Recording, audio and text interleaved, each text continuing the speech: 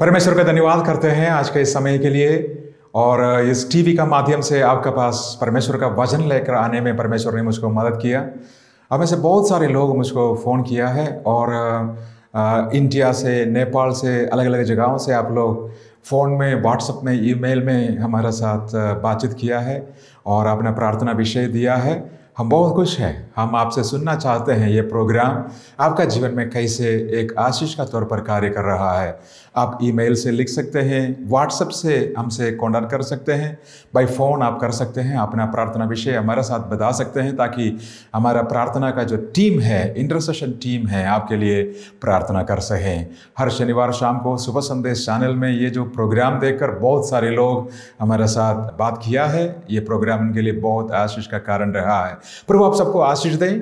आज का इस शाम का मनन के लिए हम एक टॉपिक को देखेंगे और उस टॉपिक के बारे में मैं कुछ बताना चाहता हूँ। परमेश्वर हमको आशीष देने वाला परमेश्वर है, लेकिन प्रभु का आशीष पाने से हमारे जीवन में ऐसा कुछ रुकावटें हैं। उस 5 रुकावटों के बारे में आज मैं प्रचार करने जा रहा हूँ। क्या क्या है वो जो रुकावटें जो परमेश्वर का आशीष हमारे जीवन में आने से हमको रुकते हैं, और जो प्रभु हमारे जीवन में बहुत बड़ा बड़ा कार्य करना चाहते हैं, हमारे जीवन में परमेश्वर चमत्कार करना चाहते हैं, हमारा जीवन को परमेश्वर बदलना चाहते हैं और परमेश्वर हमारा जीवन में सब कुछ करना चाहते हैं, लेकिन कभी कभी हम तैयार नहीं होते। उस कभी कभी प्रभु का आशीष को प्राप्त करने के लिए, प्रभु का उस चमत्कार को पाने के लिए हम तैयार नहीं होते हैं। ये जो रुकावटें, 5 रुकावटें बहुत बार हम बाइबल में देखते हैं। बहुत सारे लोगों को जीवन में परमेश्वर का आशीष पाने से रुका है।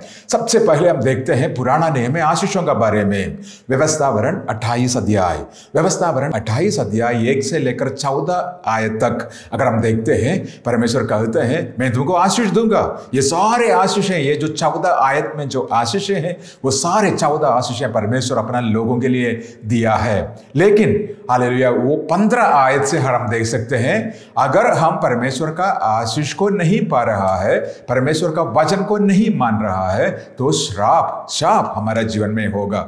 परमेश्वर का आशीष पाने के लिए और कुछ नहीं करना, केवल एक व्यवस्था है। क्या है व्यवस्था? व्यवस्थावरण 28 अध्याय 1 या 2 आयत में लिखा हुआ है, ये वचन अगर तुम माने, परमेश्वर का सारे वचन अगर हम, परमेश्वर का आज्ञा को अगर हम मानेंगे, तो ये सारे परमेश्वर का आशीष हमारा है। इसलिए सबसे बड़ा जो बात यही है कि परमेश्वर का आज्ञा को हमने माना है। अगर हम परमेश्वर का आज्ञा को नहीं मानेंगे तो क्या होगा? व्यवस्थावरण 28 अध्याय 15-16 आयत से हम देख सकते हैं, अगर तुम मेरा वचनों को नहीं मानेंगे, ये सारे श्राप तुम्हारा जीवन में होगा। भाइयों बहनों, पुराना नियम का आशीष है जमीन, भेड़ बकरियां और ये सारे बातें, सारे आशीषें, पैसा, आर्थिक तौर पर ये सारे आशीषें परमेश्वर हमको देते हैं। पुराना नियम का आशीषें आर्थिक आशीषें हैं। लेकिन नया नियम में जब हम आते हैं, इफिसियों का पत्री 1 अध्याय 3 आयत, वहां लिखा हुआ है, हर एक आत्मिक आशीषों से मैंने तुमको आशीष दिया है। देखो ना, पुराना नियम में आर्थिक आशीषों के बारे में है, लेकिन नया नियम में आत्मिक आशीषों के बारे में परमेश्वर कहते हैं। नया नियम में जब आते हैं, अगर परमेश्वर आशीष किसी को देते हैं, बहुत आर्थिक भी है, आत्मिक भी आशीष परमेश्वर उनको देते हैं। तो परमेश्वर हमको आशीष देना चाहते हैं। जैसे आपने प्रभु यीशु मसीह को अपना दिल में एक जगह दिया है, ग्रहण किया है प्रभु यीशु मसीह को अपना जीवन में, प्रभु आपको आशीष देना चाहते हैं, आपका जीवन को बदलना चाहते हैं। परमेश्वर आपको छुटकारा देना चाहते हैं। परमेश्वर आपको ऊंची तौर पर ले जाना चाहते हैं। परमेश्वर का अभिषेक आपको इस्तेमाल करना चाहते हैं। लेकिन कभी कभी परमेश्वर का आशीष पाने से हम पीछे मुड़ जाते हैं, हम बैठ जाते हैं। हम प्रभु का आशीष का अनुसार, प्रभु का योजना का अनुसार हम आगे नहीं जा पा रहा है। अब मैं बताने जा रहा हूं कि क्या क्या रुकावटें हैं, क्या क्या रुकावटें हैं परमेश्वर का आशीष पाने से हमारा जीवन को रुकते हैं। ये जो सारे बातें आज हम देखने जा रहा है। सबसे पहले हम देखेंगे अविश्वास। अविश्वास ये एक बहुत बड़ी रुकावट है जो हम सबका जीवन में, कभी कभी हमारे जीवन में ऐसा अविश्वास आते हैं, हम परमेश्वर के ऊपर इतना विश्वास नहीं कर पाते हैं। यूहन्ना 11:40 में प्रभु यीशु मसीह ने मार्था से कहते हैं, हे मार्था, यदि तू विश्वास करेगी तो परमेश्वर की महिमा को देखेंगे। जब लाजर का मृत्यु हुआ, मार्था और मरियम का भाई लाजर का मृत्यु हुआ, उनका मृत्यु होने के बाद 4 दिन तक उनका जो लाश को खबर में रखा गया। अब प्रभु यीशु मसीह चेलों के साथ उस गांव में आया, और लेकिन मार्था इतना विश्वास नहीं कर पा रहा है अभी उनका भाई जीवित होगा या नहीं होगा। प्रभु यीशु मसीह तो आ गया है, लेकिन अभी एक चमत्कार के लिए मार्था तैयार नहीं है। अब प्रभु यीशु मसीह मार्था को देखकर कहते हैं यूहन्ना का सुसमाचार 11 अध्याय में, हे मार्था, यहां लिखा हुआ है यदि तू विश्वास करेगी तो परमेश्वर का महिमा तू जरूर देखेंगे। देखो ना, ये यदि तू विश्वास करेंगे। आज परिस्थिति हमारा खिलाफ होगा, आज शायद हमारा जो मुसीबत परेशानी बहुत ज्यादा मुसीबत होगा, शायद हम विश्वास नहीं कर पाएंगे कि इसका बीच में से क्या परमेश्वर एक रास्ता मेरे लिए निकाल सकते हैं या नहीं।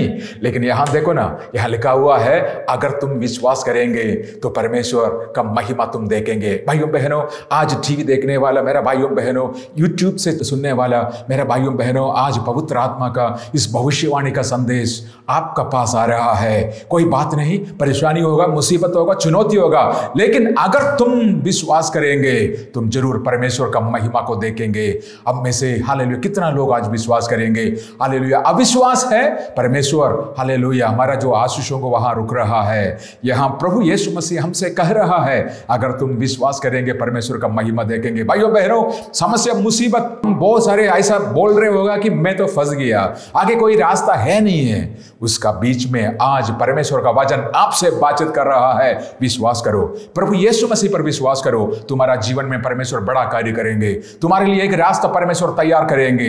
देखो ना, विश्वास का बिना परमेश्वर का प्रसन्न नहीं हम कर सकते हैं। यह लिखा हुआ है इब्रानियों 11:6, वहां लिखा हुआ है और विश्वास बिना उसे प्रसन्न करना अनहोना है। परमेश्वर का अगर हमने प्रसन्न करना है, परमेश्वर का आराधना स्तुति, हालेलुया, परमेश्वर को प्रसन्न करने के लिए सबसे बड़ी जो बात हमारा जीवन में चाहिए वो ये विश्वास। जब हमारा पास अविश्वास है, हम क्या कर रहा है? परमेश्वर को हमारा जीवन के द्वारा हम प्रसन्न नहीं कर पा रहा है। इसलिए इब्रानियों 3:12 में भी यही बात लिखा है, हे भाइयों, मैं तुमसे ऐसा बात कर रहा हूं, ऐसा बुरा और अविश्वासी मन ना हो, क्योंकि परमेश्वर से दूर हट जाते हैं।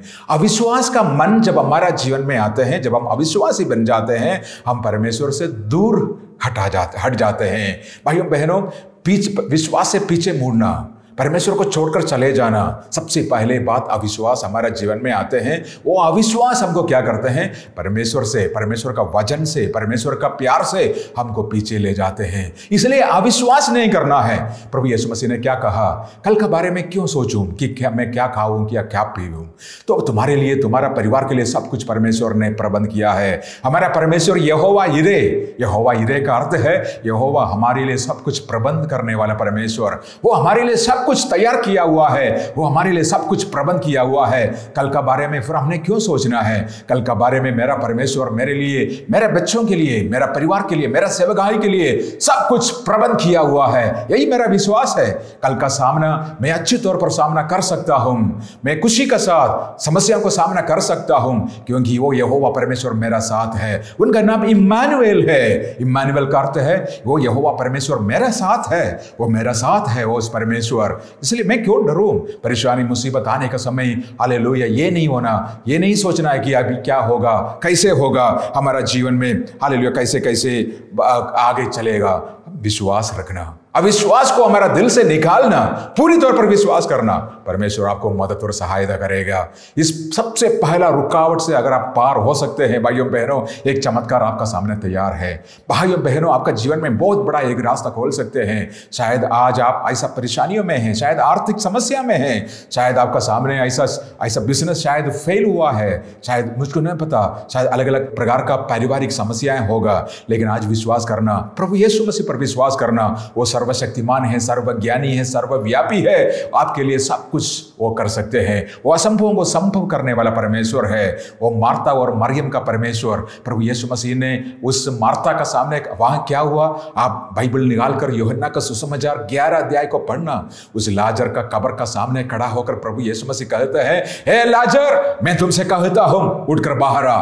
जैसे परमेश्वर, पिता परमेश्वर का, प्रभु यीशु मसीह का मुंह से उस जीवन का वचन निकला, मरा हुआ लाजरस उस कब्र से उठकर बाहर आया है। इतना चिन्ह चमत्कार प्रभु यीशु मसीह आज भी करते हैं। हम सबका जीवन में परमेश्वर बड़ा बड़ा कार्य करते हैं। केवल हमने क्या करना है, विश्वास करना। आज मैं विश्वास करता हूं, मेरे लिए, मेरा जरूरतों के लिए, मेरा परिवार के लिए, मेरा बच्चों के लिए मेरा यीशु मसीह काफी है। उनका एक नजर काफी है हमारा जीवन को बदलने के लिए। उनका एक वचन काफी है हमारा जीवन को एक हालेलुया परिवर्तित करने के लिए। भाइयों बहनों, आप विश्वास को दूर कर लीजिए, विश्वास को ले आइए, इस विश्वास को हालेलुया आपका जीवन में हालेलुया कार्य कर दीजिए। प्रभु यीशु मसीह का पास उस बहन आया, 12 साल से वो बीमार थी।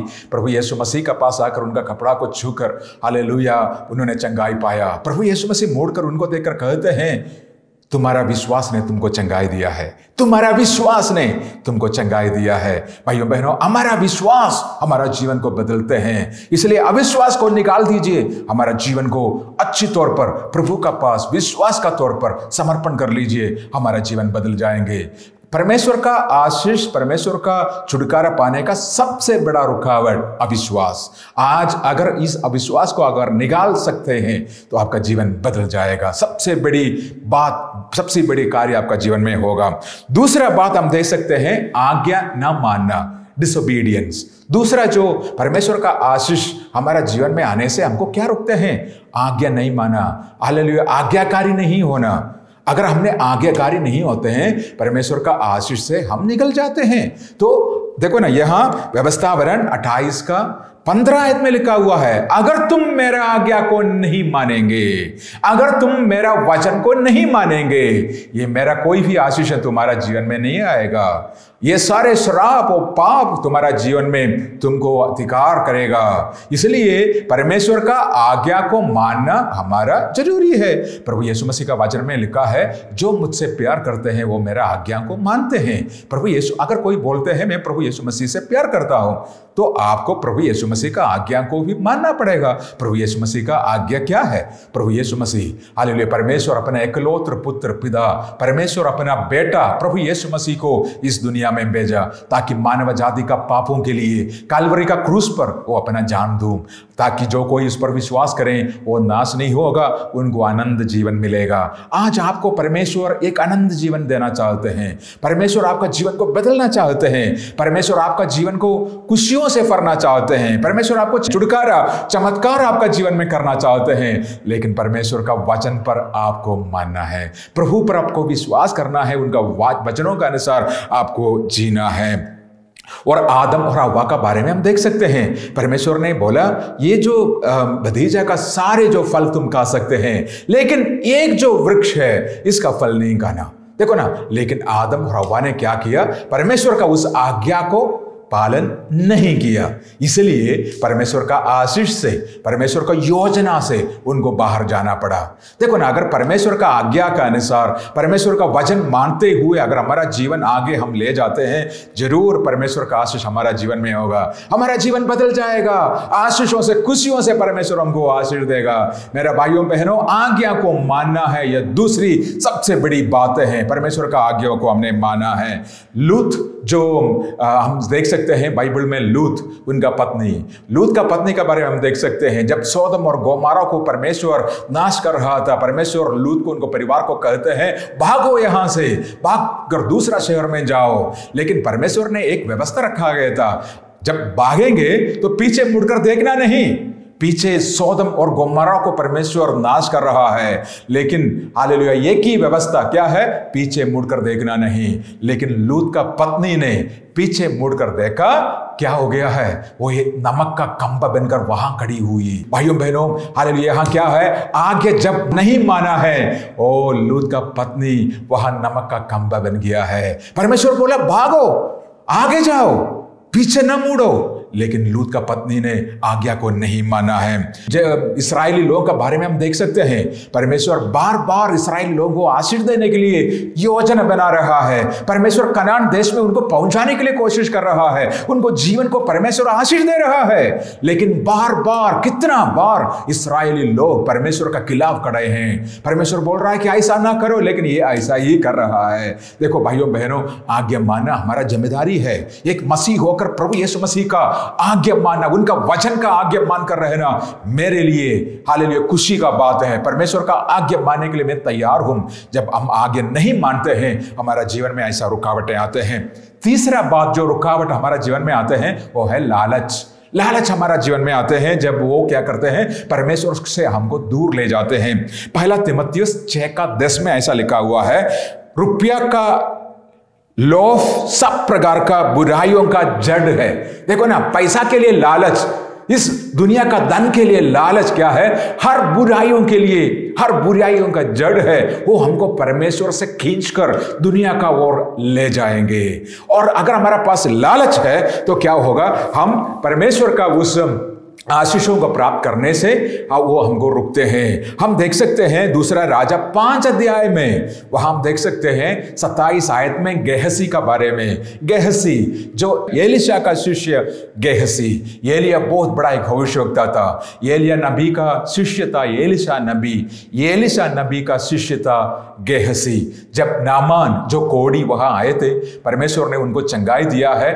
और तब गेहसी ने क्या किया, नामान से बिना परमेश्वर का दास को समझते हुए सारे जो लालच होकर हालेलुया उनसे सारे जो दान ले लिया है। उसके बाद आपको पता है, आप बाद में बाइबल पढ़ लेना, दूसरा राजा 5 अध्याय में उसका बारे में लिखा है, गेहसी ने लालची का कारण परमेश्वर का सेवकाई से दूर चला गया है। वो नहीं तो वो बहुत बड़ा एक भविष्यवक्ता हो सकते थे।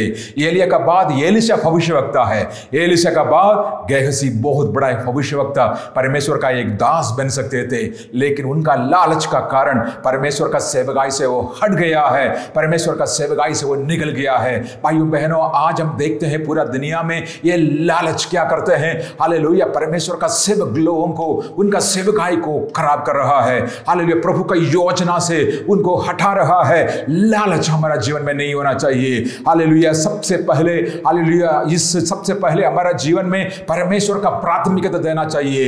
हालेलुया दूसरा, हालेलुया पैसा, दुनिया का धन, ये सारे बातें हमारा पीछे आएगा, लेकिन बाद में हालेलुया दूसरी और तीसरी जगह उनके दे दीजिए। लेकिन पहला प्राथमिकता परमेश्वर को देना चाहिए। जब हम परमेश्वर को हमारा पहला प्राथमिकता देते हैं, हालेलुया मत्ती 6:33 में ऐसा लिखा हुआ है, सबसे पहले परमेश्वर का राज और उनका धार्मिकता को ढूंढो, ये दुनिया का सारी चीजें हैं तुम्हारा पीछे पीछे आएगा। दुनिया का पीछे हम नहीं भागते, लेकिन हम परमेश्वर को पकड़ा हुआ है। प्रभु यीशु मसीह को अपना जीवन दिया हुआ है, उनको हमने पहला प्राथमिकता दिया हुआ है। वही परमेश्वर हमारा जरूरतों को पूरा करते हैं, वही परमेश्वर हमारा जीवन को बदलते हैं। हालेलुया अगर लालच होकर अगर हम रहें, हमारा जीवन खत्म हो जाते हैं। प्रेरितों का काम 5 अध्याय में हम देख सकते हैं, अनन्या और सफीरा, वो लोगों ने क्या किया उस समय, और लोगों ने खेती और घर बेचकर वो जो पैसा धन है और परमेश्वर का दासों के पास ले आते थे। लेकिन अनन्या और सफीरा ने क्या किया, लालच होकर थोड़ा बहुत अपने पास रखा और थोड़ा बहुत परमेश्वर का दासों के पास दे आया। लेकिन परमेश्वर, सर्वशक्तिमान परमेश्वर, हर रहस्य को देखने वाला परमेश्वर अनन्या और सफीरा को न्याय दिया है। हम देख सकते हैं प्रेरितों का काम हालेलुया 5 अध्याय में। भाइयों बहनों, ये बहुत बड़ी जरूरत बात है कि ऐसा कोई लालच हमारा जीवन में ना रहे जो आशीषों को रुक रहा है, हमारा जीवन को छुटकारा को रुक रहा है। इसलिए आज हम क्या करना है, परमेश्वर को अपना सब कुछ, अपना जीवन में जो कुछ आपका पास है सब कुछ प्रभु का हाथ में दे। पहला प्राथमिकता प्रभु का पास दे। मत्ती 6:33 आप पढ़ लीजिए, बोल दीजिए, प्रभु हालेलुया सबसे पहले मेरा जिम्मेदारी होगा आपका राज्य को, आपका धार्मिकता को ढूंढना। ये आपको जीवन को बदलेंगे। मैंने 3 बात आपसे कहा, अभी चौथी बात हम देखेंगे, अविश्वास योग, बेवफाई हम देखेंगे, अविश्वास योग रहना। हमारा जीवन में, हमारा काम में, हमारा सेवकाई में, हमारा परिवार में हम अविश्वास योग्य बन जाते हैं। कभी कभी हम विश्वास योग्य नहीं बन जाते हैं। परमेश्वर हर समय विश्वास योग्य लोगों को देखते हैं। मूसा का बारे में परमेश्वर कहते हैं, मूसा मेरा पूरा घराने में विश्वास योग्य है। भाइयों बहनों, आज परमेश्वर हालेलुया फेमस लोगों को नहीं ढूंढते हैं, जो प्रसिद्ध है, जो बहुत जाने माने हैं। परमेश्वर ऐसा लोगों को नहीं ढूंढते हैं। आज परमेश्वर ऐसा लोगों को ढूंढते हैं हमारा बीच में जो विश्वास योग्य है। आपका सेवकाई में अगर आप विश्वास योग्य है, आपका काम में, आपका पारिवारिक जीवन में, हर क्षेत्र में, आपका बिजनेस में अगर आप विश्वास योग्य है, बस परमेश्वर आपसे खुश है। जब हम अविश्वास योग्य बन जाते हैं तो क्या होगा? परमेश्वर का आशीष रुक रहा है। अविश्वास योग्यता परमेश्वर का आशीषों से हमको दूर ले जाते हैं।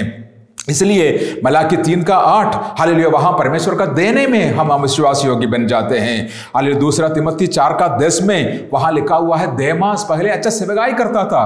पौलुस बोलते हैं, देमास मेरा जो शिष्य अच्छा सेवकाई करता था। 2 तिमोथी 4:10 में पौलुस कहते हैं, लेकिन अब देमास मुझको छोड़ दिया, दुनिया से प्यार कर कर चला गया है। देखो ना, दुनिया से प्यार कर कर परमेश्वर को छोड़कर भागने वाला अविश्वास योग्य लोग हम देख सकते हैं। यूसुफ के बारे में हम देख सकते हैं। यूसुफ अपना जीवन काल में पूरा विश्वास योग्य रहा। उनका भाइयों का सामने, उनका माता पिताओं का सामने, परमेश्वर का सामने, जहां जहां उन्होंने काम दिया है, बंदी गृह में, राजा का सामने, मिस्र देश में, सबका सामने वो विश्वास योग्य रहा। लेकिन जब देखो, जहां से जीरो से लेकर परमेश्वर उनको हीरो बना दिया। दानियल को देखो, दानियल का जीवन में भी यही बात हम देख सकते हैं। बुरी राजाओं का समय में, अच्छी राजाओं का समय में दानियल आशीष पाया है। दानियल का जीवन बदला है। मेरे भाइयों बहनों, आज संदेश आपका जीवन को एक बार परखने के लिए आप इस्तेमाल करना। यह सवाल आप अपने आप से पूछना, क्या मैं विश्वास योग्य हूं?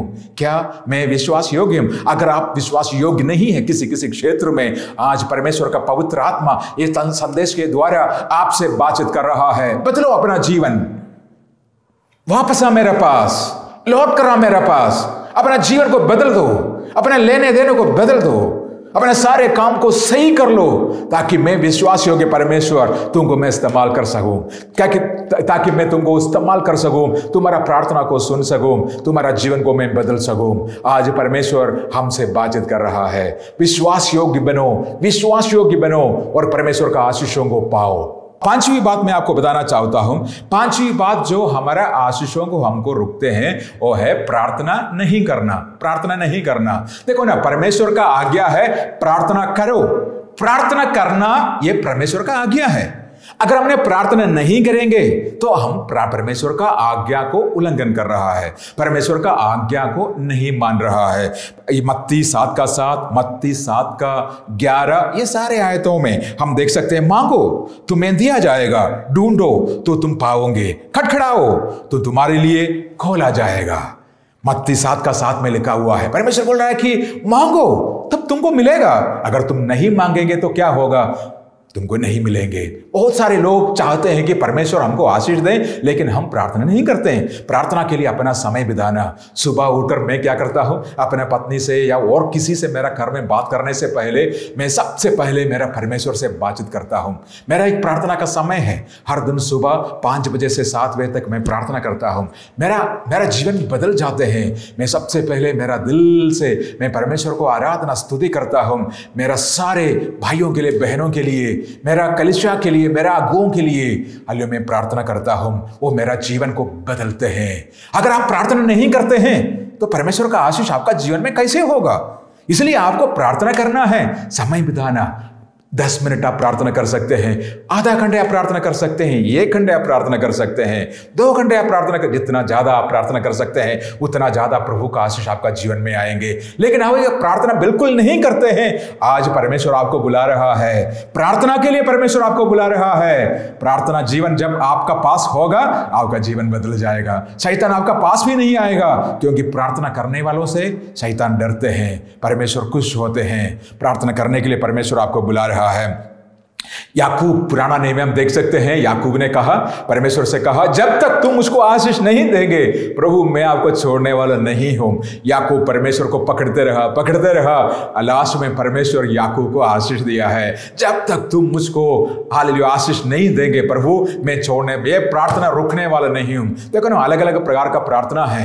हम अकेला व्यक्तिगत तौर पर हम प्रार्थना कर सकते हैं, पारिवारिक तौर पर परिवार का साथ बैठकर हम प्रार्थना कर सकते हैं, अपने अगुओं के साथ, पास्टर जी का साथ बैठकर हम प्रार्थना कर सकते हैं, कलीसिया का साथ बैठकर हम प्रार्थना कर सकते हैं, और सामाजिक जो प्रार्थना होते हैं, जो अलग अलग कलीसियों का साथ या अलग अलग अगुओं का साथ बड़ा झुंड में आकर हम प्रार्थना कर सकते हैं। अलग अलग प्रकार का उपवास भी होते हैं, व्यक्तिगत तौर पर उपवास करना, परिवार का साथ उपवास का साथ प्रार्थना करना, और कलीसिया का साथ उपवास का साथ प्रार्थना करना, और सामाजिक सबका साथ मिलकर उपवास करना। और ये सारे उपवास और प्रार्थना हमारा जीवन में जब हम प्रैक्टिस करते हैं, हमारा जीवन परमेश्वर आशीष देते हैं। तो ये परमेश्वर का उपस्थिति में जब हम प्रार्थना करेंगे, हमारा जीवन को परमेश्वर बदलेंगे। मेरे भाइयों बहनों, मैं 5 प्रकार का रुकावटों के बारे में आज आपका सामने बातचीत किया है।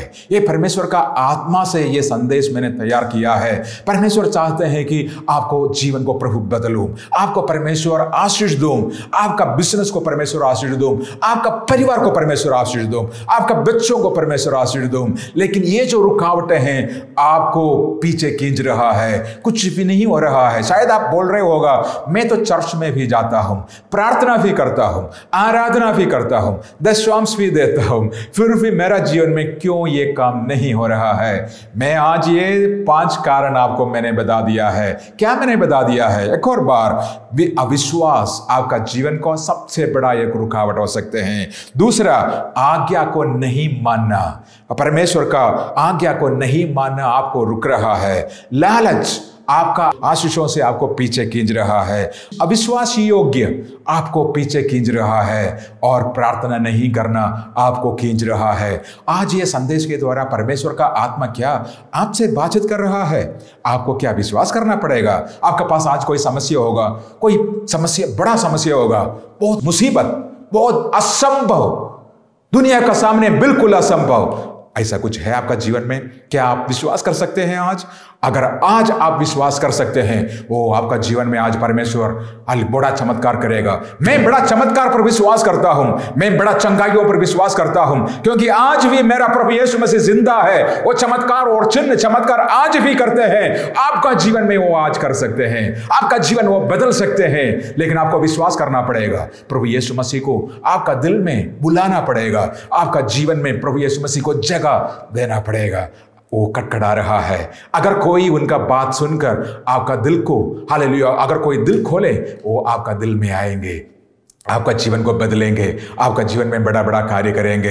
परमेश्वर का आज्ञा को पालन करना हमारा जिम्मेदारी है। भाइयों बहनों, आज प्रभु का आज्ञा को पालन करने के लिए परमेश्वर हमको बुला रहा है। शायद बहुत समय से परमेश्वर आपका दिल में बातचीत कर रहा है कि परमेश्वर का आज्ञा को पालन करो, बपतिस्मा ले लो, या परमेश्वर का भवन में जाओ, चर्च में जाओ, प्रार्थना करो, आशीष पाओ, लेकिन आप नहीं कर रहा है। आज फिर से पवित्र आत्मा आपसे बातचीत कर रहा है, आओ मेरे पास, लौट कर आओ। परमेश्वर आपको बुला रहा है। क्या आप परमेश्वर का आज्ञा मानने के लिए तैयार है? आपका जीवन बदल जाएगा। हालेलुया। तीसरा मैंने कहा है, लालच नहीं होना चाहिए। इस दुनिया में सब कुछ, हमको धन चाहिए, संपत्ति चाहिए, सब कुछ चाहिए, लेकिन इसका ऊपर हमारा मन नहीं लगाना, लालच नहीं होना। परमेश्वर को प्राथमिकता दे दो, अपना काम करो, विश्वासियों के साथ आगे जाओ, आपका जरूरतों को परमेश्वर पूरा करेगा। आपका जो कुछ धन है उसमें से परमेश्वर का सेवा करो, परमेश्वर आपको आशीष देंगे। मेरे भाइयों बहनों, हालेलुया। तीसरा, विश्वास योग्य बनकर रहना। विश्वास योग्य बनकर अपना जॉब में, आपका सेवकाई में, अपना हर एक क्षेत्र में जब आप विश्वास योग्य बनकर रहते हैं, परमेश्वर आपको जीवन को बदलेंगे। हालेलुया। परमेश्वर आज विश्वास योग्य भाइयों को, बहनों को ढूंढ रहा है ताकि प्रभु आपको आशीष दें। क्या आप आज एक निर्णय लेंगे, प्रभु मैं विश्वास योग्य बनकर रहना चाहता हूं? लास्ट में प्रार्थना करना। आज प्रार्थना करने के लिए परमेश्वर एक बुलाहट दे रहा है। आज से आप एक निर्णय लेना, प्रभु आज से मैं 10 मिनट आधा घंटे या 1 घंटे मैं प्रार्थना में समय बिताऊंगा। जहां जो माता पिता प्रार्थना करते हैं उनका बच्चा कभी नाश नहीं होगा। हालेलुया। जो पास्टर प्रार्थना करते हैं उनका कलीसिया बढ़ेंगे। जो हालेलुया हम आशीष पाने के लिए हमने प्रार्थना करना हमारे लिए बहुत जरूरी है।